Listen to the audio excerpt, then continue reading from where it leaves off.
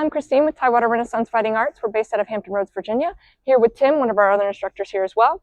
And today I just wanted to answer a question that someone brought up on the Nachreisen video about Vor, Nach, Gleichen, and Des. Right? So Vor means you are the aggressor, Nach means you are the defender, and then Gleichen and Des, it's basically being aware of your surroundings and moving at the same time as your opponent.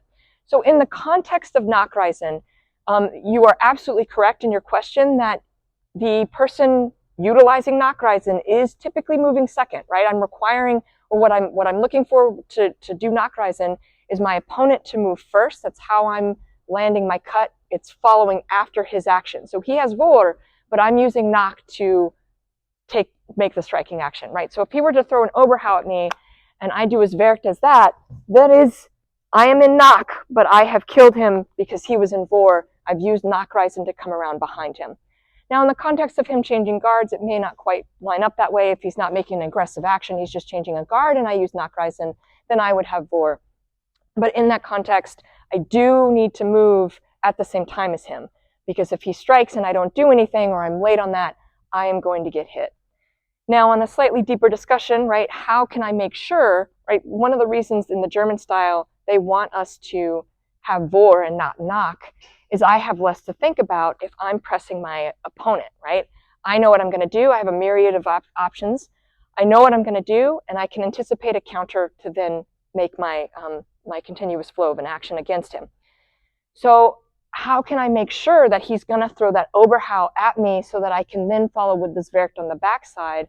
The answer to that is by presenting targets, right? If you're so far defended that no one is going to strike you, then it becomes a lot harder to figure out what they're going to do. But if I want to make sure that Tim is going to strike me, maybe instead of this, I do this. And you see the difference there is my elbow is nice and out. Now in our group, we all know not to do this because we all know that this is a trap. But the likelihood of him going for my elbow is pretty high. And I know that, which means now I know exactly what his action is going to be, even if he has Vor, right? So I'm here, he's going to do it. I can still come around with Nachreisen for the strike on the backside, because I know what his action is going to be. There's always a risk doing that, right? If he's quicker than me, I don't react quick enough, he may still take my elbow.